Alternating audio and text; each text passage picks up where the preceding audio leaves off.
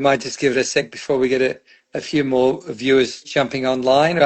I've No got problem. quite a few questions and in no particular order, so we may jump around a little bit. But everyone, I just wanted to introduce, for those of you that don't know, Stuart Vaughan. He's the director of Altus Financial Group. I've known Stuart for a very, very long time. One of the things that I found him to be is not only an incredible tax advisor in property, but he has a very, very vast and diverse portfolio, I guess, of clients in the property space, ranging from real estate agents to some serious property investors, developers. So well versed, not only in the property space, but also I'm hoping to get maybe even a little bit of insight as to what he may have heard or felt today from some of his clients. I know myself, Stuart, today I had a broker speak to me this morning. He had 9 deals just put on pause, 9 loans put on pause just while clients are trying to understand what's happening in this space at the moment. I also spoke to Mary, a mum who has been saving up deposit, was going to borrow a deposit on part of her equity to help her kids out. They were going to buy a property in their name to negative gear. Now they've spoken to their broker, worked out the shortfall, and are a little bit nervous if rates continue to rise and the shortfall, can they actually manage to do this? So lots to unpack, and maybe some of the questions tonight, Stuart, you may or may not be able to answer because nothing's been gazetted yet. It's all proposed, but why don't we jump straight into it and listen to some of your valuable insights? Would you possibly mind, Stuart, just to start with, if we go through a bit of a summary when it comes to, let's say, property, capital gains changes, negative gearing changes, rather than talking too much about other aspects of it and trusts and what have you? Yeah, thanks, Rick. Yeah, mate, I've been privileged to be in your corner for a long time, and mate, it's a privilege to be on a podcast with you. So, welcome everybody, and thank you for having me. I suppose, mate, this is the most significant change we've had for a long time, and it's very much kind of got the view to try and even the playing field. However, I don't believe it's achieved what it's set out to do. Um, part of that, kind of, I've had calls today from ranging from tradies, plumbers and contractors, if you like, to right up to concreters, up to real estate agents, up to brokers, up to, I mean, it's a wide range of calls I've had today, property managers as well. And they all have their own views of how, or they've all got their own questions on how it's going to impact them. And I mean, one of the biggest fears is we do have a limited supply of suppliers, if you like, to build houses, and their clear goal is to try and build houses. And when you've got a limited supply of people that can build their houses, but also a limited supply of materials in order to build those houses, and also what's going on worldwide, that's obviously going to be a concern as to what it's going to cost to build a house. And therefore, what does that mean as far as the cost to buy a house? So, although we've got a shortage of property, and the government is trying to make sure that there is more property and stimulate property to try and have more supply, there could be some other factors that could, in fact, work not so much against them, but that they have to consider to try and make sure that they achieve what they want to achieve. And so that's kind of been a concern from a number of clients today. And then obviously, as you were saying, then there's the clients that have got property by way of what does it mean as far as selling those properties and holding those properties, and then you got properties of which do I buy properties. So, Rick, it's gone from building them, holding them, selling them. It's gone from a wide range of questions today. It's interesting because I would have thought I can understand the concept of, especially with the negative gearing side of things, that's still applying to new properties as of the 1st of the 7th of 2027. But I would have thought, as also an investor, if I'm buying a brand new property, I'm already getting an investment allowance. I'm already getting very healthy depreciation. I would have thought that's pretty good as it is. But, as we all appreciate, buying a brand new property in Sydney, you're always paying overs. You're always paying a premium. So I just question whether capital gains are necessarily going to be there. But let's get straight into the Q&A side of things. One of the first questions I've got written down here by Martin Masked is in relation to properties that were purchased pre 1985. Will you need to get a value? So that's been off the table from a capital gains perspective. So my understanding is of the 1st of the 7th, 2027, you will need to get a valuation on those properties, and then CGT will apply on those properties moving forward at a minimum of 30%. Is that your understanding also? That is my understanding as well. That's been drafted. Hasn't been finalised, but has been drafted. Which which is going to be a huge kind of change. It's going to be a number of clients, a number of people in the Australian population haven't really concerned themselves with property that they've held pre-85 because they've always been exempt, and therefore they kind of go, well, I don't really need to worry about that as long as I can look at my other assets. But that is a real concern now. It's a real kind of question as to what they do with them, and will they be able to get the tax-free exempt kind of value out of it in the future? And obviously now that'll be a decision to make the next 15 months. And I mean, there was no talk of anything like pensioners or anything like that at this point of time. If you own one of those properties, just black and white. And would you mind trying to explain to me, as an ignorant person, how will indexation work? How will that come into play from the 1st of the 7th and 1st of July to 27? Okay, so I mean, it is a tax that has been in place previously. It wasn't, it's not totally foreign to some of the older people that might be on this podcast, and certainly myself. And I've seen it before. There used to be a choice as to what you use as far as the way you can calculate your capital gain and the tax. What it basically means, it means that obviously a dollar today is worth more in a dollar in 20 years. So what the inflationary method does is it tries to even up what the value of money what is now compared to what it was when you purchased the property. So it basically inflates your cost base to try and even out what the cost of money is. So effectively, if you were to buy a new property tomorrow, second-hand property tomorrow, you're under the new scheme. How would you be able to work out whether you're better off selling that in 2 years or 3 years from a 30% or an index? Well, it is based on It just inflation, sounds very so complicated. and it is, It's not going to be something of which even it's going to take a while for advisors to get used to it as well, as far as advising on the spot. We used to be able to advise on the spot, saying just 23%, take 50% discount on the spot and do calculations on the spot and talk to clients. But now you're right. You're going to have to pretty much know your inflationary pressures, if you like, or what they are every year to be able to assess what the cost base of the property is, and therefore take away what you estimate the gain to be or the price to be, and therefore the gain to work out what your tax is going to be. So you're right. Like it's going to be something. I mean, the ATO will broadcast what the inflation numbers are, and therefore each person will have to look up what they are and then assess what the gain is based on the inflation numbers to work out what the cost base is. So yes, Yep. So each year you accumulate that yeah, inflation figure, so to that's speak. correct. Okay. Okay. But once again, it'll be a minimum of 30%. Minimum of Yeah. 30%. So that's right. So and I've had a client ring me today who's had a property for 21 years, and they kind of looked at the inflationary numbers for 21 years and worked out their tax. Under the old method would be 150 grand. Under the new method would be $67,000. However, it's not though, because it's a Yes. minimum of 30%. So Right. although the inflationary numbers made the inflationary price go up a long way, it becomes irrelevant once you get below 30% because it defaults to 30%. Mm. I think we'll have to find a panel of very friendly valuers before the 1st of July 27, I think.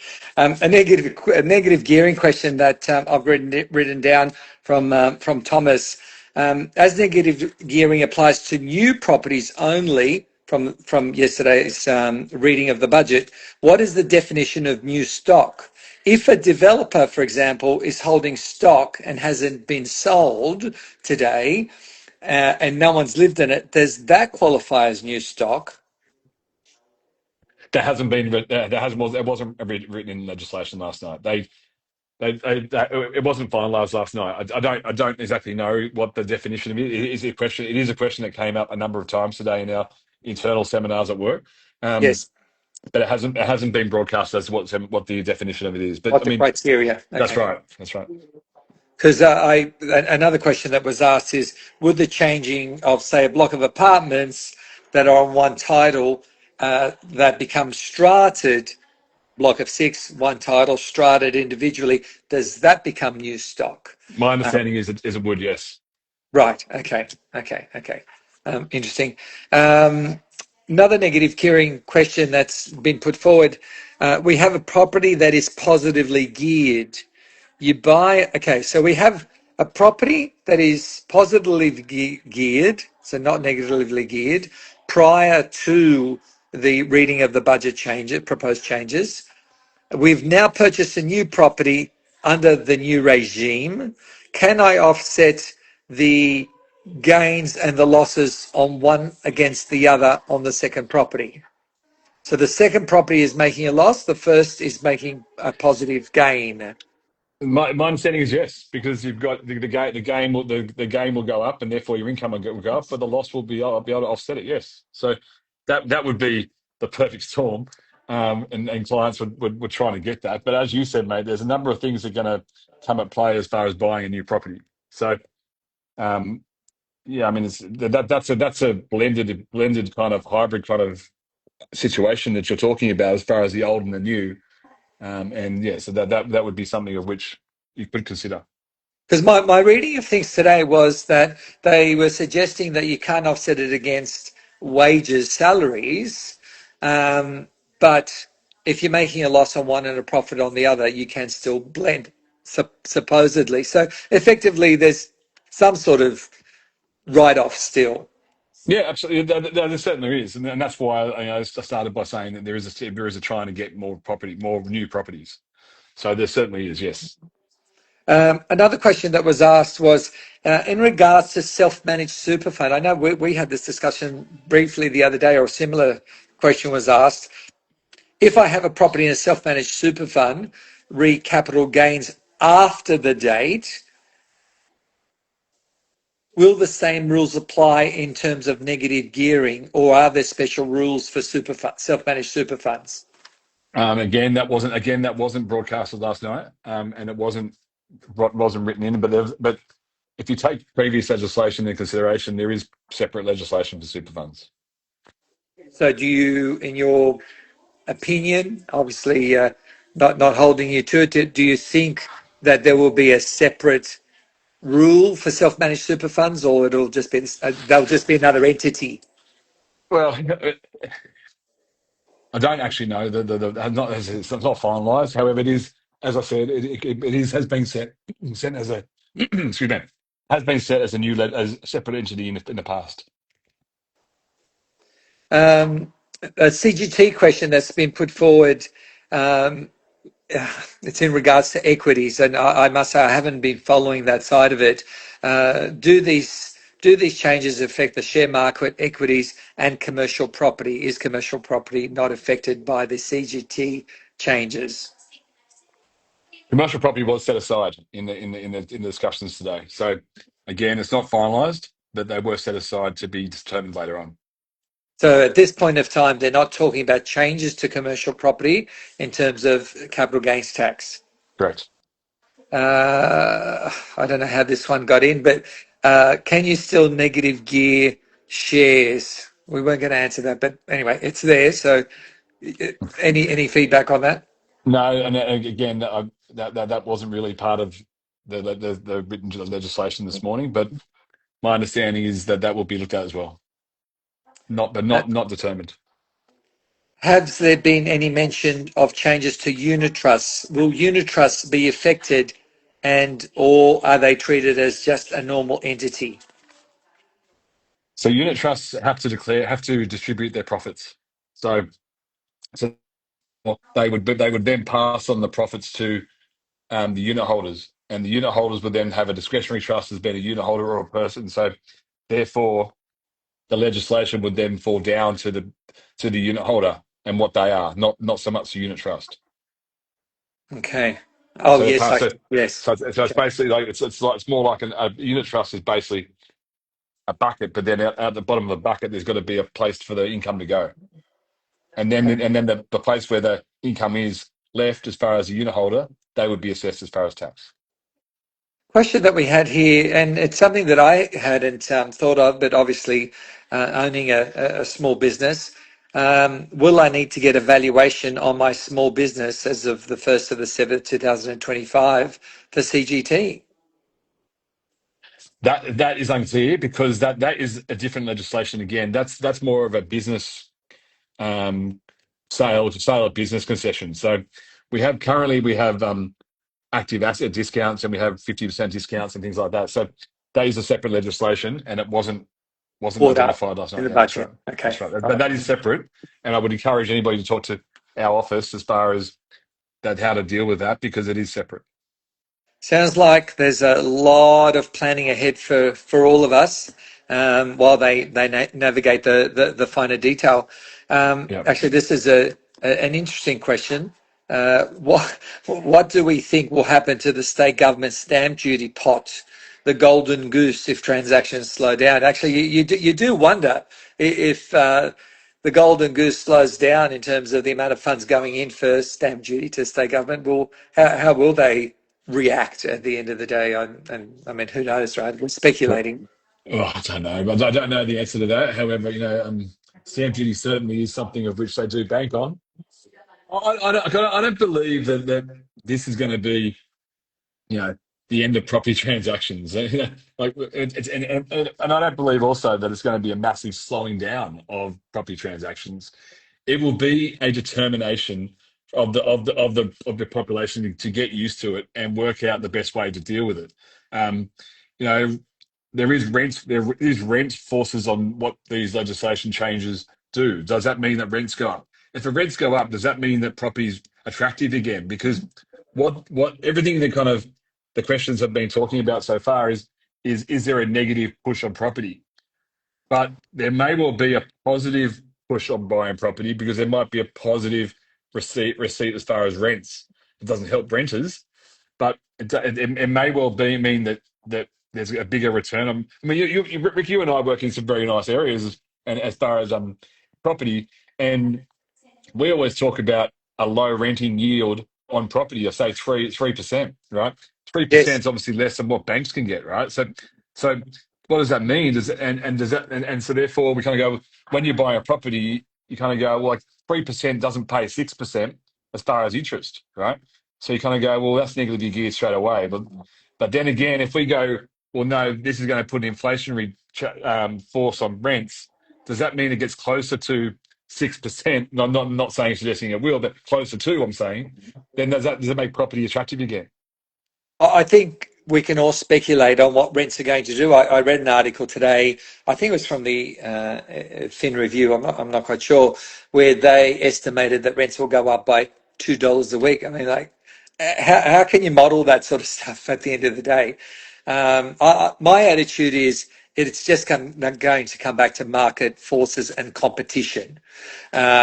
And if everyone starts to put their rents up and that becomes the new market, well, that's the new market. But I don't think personally it's going to be that easy. But then again, they're not building an oversupply of properties at the end of the day. There's one question that Gabriel's just asked: are the changes grandfathered, thus excluding people who already own an investment property? So the changes are grandfathered if you own a property prior to the reading of the budget yesterday evening. Is that your understanding? That's the understanding. So yes, 7:30 last night, 7:30 p.m. last night was, was the grandfathering time. Hopefully that answers the question, Gabriel. It's interesting because a lot of people, I think, talking to a lot of agents today and some serious investors, I think there's a lot of noise. I'm just grateful that the uncertainty is kind of gone. We kind of understand now capital gains tax is basically 30% as a minimum. Negative gearing has changed. Am I going to continue to buy property? Yes, I am. Being ethnic background in particular, you want to leave something for the grandkids and what have you. But what am I going to look for? I'm probably just going to keep chasing growth, in my opinion. Location, all the right ingredients. So I think there's a lot more noise, and it's going to take a little bit of a time for the dust to settle. Some of these next questions relate to landlords. Actually, Adrian's just posted a question. What is the chances that we will all be that it will all be reversed after the next election? Yes. Well, I didn't think Look, Labor was going to get in the first election, so I'd hate to call the next election. But look, I did read something today that the coalition is saying that they will revoke, but yeah. I mean, look, they say that history, paves the future. I don't know. Like, I don't. I mean, I don't know, and I'm pretty strong on saying I don't know in regards to that question. However, there has been previous governments that have reversed things. I would certainly not be banking on that. I wouldn't be. I certainly wouldn't be making a decision based on that. Um, but look, if you wanted to answer your viewer's question, plain and simple, there has been governments that have done that. And look, this government's backflipped on its promises of the last election. So, look, it does happen, but I wouldn't be banking on it. Yeah, I'm not going to comment. Who's our next prime minister? Pauline? Oh, mate, that's a Yeah, that's a different podcast, mate. we're too far away. Couple of questions that we had from landlords. It would be good to know from a landlord's position, can I still deduct land tax and repairs against general income? I'm guessing the way to answer that is yes, if you own a property prior to the announcement of the budget changes, That's but right. if you own a property after the announcement of the budget changes, I would think that you could still claim those, but you just can't be in a negative position. Is that correct? Yeah, you can still claim them. That's right. Yeah. Yes, you still Okay. claim them, but it comes back to the overall P&L of that property. Yeah. And so that obviously includes land tax. Another question here from a landlord: Is CGT grandfathered July 27, and then gains from that are taxed minus if okay, coming back to the indexation side of it, which we did tax on. So yes, as of the first of once again, if you own a property, your recommendation will be get a valuation on the first or on as of the date of the 1st of July 2027 Yeah. on all properties, and hopefully a optimistic one. Um, should we get a valuation on properties? Yes. There's speculation questions here. Will investors be pulling out of the market? I I can only go on my personal thoughts and some of my inner circle. You kind of think, well, if you're owning a property now, why would you pull out of the market if you've already got some good tax concessions that are locked in? And in all fairness, from a negative gearing point of view, I've always found that to be a starting block to get into the market, and eventually the property becomes positively geared anyway. So Correct. negative gearing to me is only short term, 3, 4, 5 years usually. Don't know what your thoughts are on that. Yeah, no, I totally agree. I mean, as I said, the this could have other forces onto the property market. Like, what if you're making an assessment of buying property based on a rent of what it is today? What about if you're making a decision on property in 6 months' time once you've seen what happens to rents? So, I don't believe I think well, it's like everything we do in investing. We do watch what goes on in the market to make a decision as to when the best time to buy a property is, and or whether we buy a property. So I would be saying watch your space, and there's never been a time of which to to have a better advisor, but also have more education in your decision making process. Fair, yeah, fair comment. Questions that's been put forward by Rain and Horn only. Is it own it once it's settled or signed contract? My understanding is the ATO takes the exchange date as an ownership date. Is that your understanding also? Yeah, no, Whenever a property settles, it always reverts back to exchange date. Yep. Yep. If your if your property becomes positively geared, but you free up equity to purchase another investment property, are you able to negative gear the original property? No. So the once that property that you've borrowed the money for in the first place has a purpose of the money. The purpose of the funds were to buy that property. And the purpose of the new funds is to buy the new property. So you can't deduct that extra money that you've used for another property against your old property. So there's a purpose of those funds were to buy that. So no. The answer is no. Hope that helps you, Adrian. I had another question asked of that today. Can I just keep borrowing money Yeah. against for repairs to the property? For And repair, no. So we're repairs maybe. But for repairs maybe because it was then that would mean that you're trying to increase rents as well, and therefore it's to say the existing property. So maybe that is something you can look at. Yes.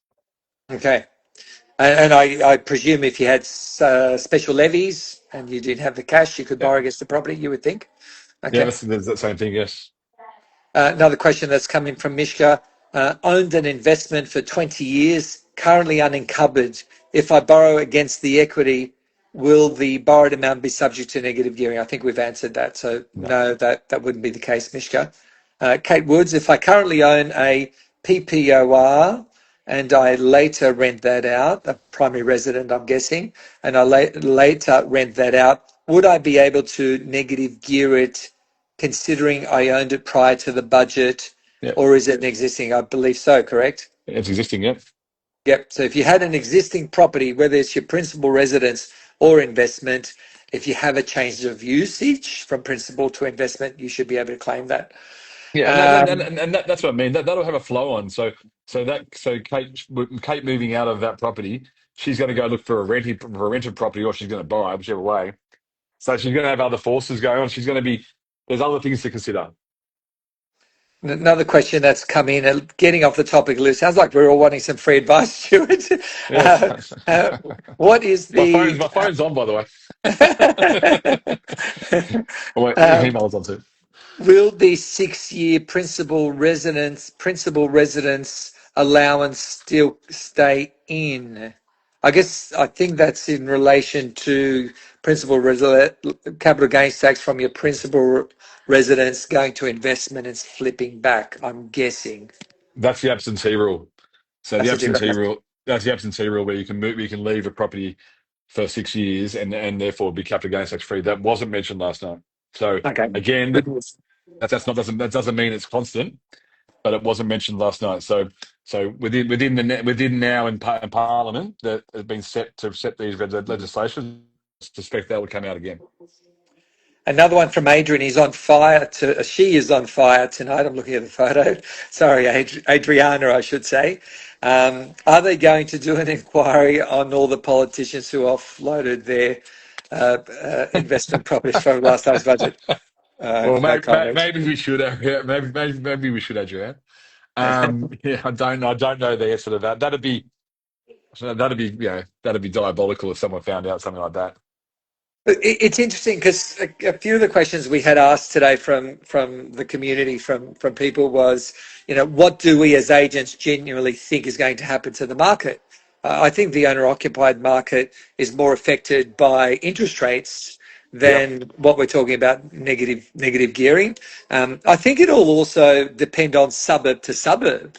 I mean, you yeah. take the beaches of the eastern suburbs, there's a lot of luxury apartments being built, but I can't see a lot of one bedrooms and two bedrooms in an affordable price bracket being built just because of the cost of building, the cost of acquiring the land for the developers. So I actually don't think we're going to see personally much of a change in the second-hand unit market simply because the logic of supply and demand. Um, that's not to say that the luxury top end market may not have a bit of an oversupply or a lot more choice. But I think it's going to be suburb to suburb. Um, Definitely suburb to suburb. I mean, there's at the same time, Rick, you and I were talking yesterday, and I was talking to some people in Northern Beaches as well. There's a lot of rezoning going on, right? So there is going to be some new properties going up, but um, and that's be something of what's a decision to make, and that's going to be, well, what does it actually mean by way of the properties that kind of in the desirable spaces now? Will they be more desirable because there's other properties over here that aren't as a desirable place, right? So again, it's gonna have different impacts because of as you said, the properties of which where they are and people want to live there, and they want to be more people living there, and they got other properties that maybe are less desirable. Does that make the other ones more desirable? Agree. So supply and demand, supply and demand. I mean, it's interesting. Somebody was talking to me today, and I'm getting off topic a little, about, building prices coming back. And out of ignorance, my reaction was, how can building price, I mean, PVC items, I'm told, in the last couple of months went up 30%. You've got all this rezoning of so many town centres in the LMR areas. Where are the tradies going to come? Where the material is going to come for all these? So I personally cannot see the cost of land pulling back, nor the cost of building. So I personally can't see pricing having a negative movement, especially in the brand new stock, unless there is an oversupply in a particular area. Yeah. Questions that's just been asked here was anything mentioned about CGT discounts for residents for overseas returning to their principal residence? I didn't see anything I didn't there. see anything in regards to that. However, they'd be coming back and they'd be residents. So if they're coming back and being residents, that's a different. Then that would be same rules apply if you're a resident. So I think Good that point. question might be if you're a non-resident, or no, the non-residents, they're already kind of being taxed pretty highly. So that wasn't discussed. Julie has just asked a general question. Will real estate values be from government approved agents or organised via local real estate agents of the 1st of July 2027 audit information? I thought I read somewhere that it's through an accredited valuer. Yeah, I read Uh, that too. I read that too. Yeah, Hence so why I jumped online last night to find out it's a 2-year course, but I'm hoping I'll get some exemptions and I might be able to help you in advance, Julia. But my understanding is it's an accredited valuer, not just an appraisal. no, it's definitely not an appraisal. It's definitely a valuer, a licensed Licensed valuer. valuer, yeah. One of the questions, our thoughts on will it be easier for first time buyers to get in given these changes, given that investors may pull back out of the market? Once again, my personal view is it depends what area you're in. If you're buying something in, Zetland or Green Square, where there's hundreds and hundreds, maybe thousands, I don't know what the stock supply is there. Perhaps you may see some value there, but I think highly sought after locations will have minimal impact, in my opinion. I'm not sure what your thoughts are, Stuart. Absolutely agree. Absolutely agree. There's that's the simple back to economics days when we were at school, mate. That's supply and demand. But yeah, and there may be some better price points out in those areas of which do have multiple properties, and on top of each other. But then again, the ones that don't, and they're maybe on harbour foreshores or whatever that may be. That again, that's not going to be going backwards. I wouldn't have thought. Not a dissimilar question from Mr. or Ms. Kotsis. Property prices in Bondi Beach. What do you see growth rates doing for two bedrooms around $2 million price point over the next 12 months, given investors are excluded from negative gearing? Thank you. My personal view, it'll come back to where is the two better? Does it have parking? What's the aspect? What's the building like? If it's close to the beach and it has parking and a balcony and a good floor plan and it's light, I think it's going to hold up very well because they are not building more of these two-bedroom units around the $2 million mark. So, subject to what happens with interest rates, I see growth. I think if interest rates start to get out of hand and we start to see more property coming on the market, obviously supply and demand will come into play and there could be a softening, but I couldn't call it. I do think that it's going to be a quieter year in all fairness, while a lot of people are working out their position on property, sometimes the handbrake comes on. And by it being a quieter year, does that mean there's less supply? If there's less supply, prices will stay firm. If we get, let's say, an oversupply or a lot of competition, things will soften. We might start to leave it there because we're getting some questions now, which is very much on speculation. Should I buy? Should I sell? Should I hold right now? I think these are questions that Stuart and I can answer. Or certainly, I'm more than happy to answer via a call or a message because it is dependent on what your budget is and where you're buying. It is also really, really interesting that this morning, the emails kept coming through, the buyer inquiries kept coming through, the seller inquiries kept coming through. It's pretty much business as usual, but we all have to look at what the future holds, especially in terms of interest rates, which is an uncertainty. Yeah, I mean, I agree. Like, people are going to need still need houses and still want to live in desirable places and still want to go from maybe a place of which they have found less desirable now because they've been there for a while and want to move into a more desirable place. So if prices were to go back because of investors, and then people that want to live there will push prices back up. So Okay. yeah, I think the answer to those questions is going to be very much a personalised answer, and Rick and I are more than happy to take phone calls. Stuart, I thank you for your time. We might finish off there. Okay. Folks, thanks for joining in. If you've got any specific questions, I will share Stuart's details and I will record this and send that out to other clients. You're welcome to ring in. Stuart, I really appreciate your time after hours. Thanks Pleasure, everyone mate. for joining in. Have a good evening. Thank you, guys. Talk soon. Thank you.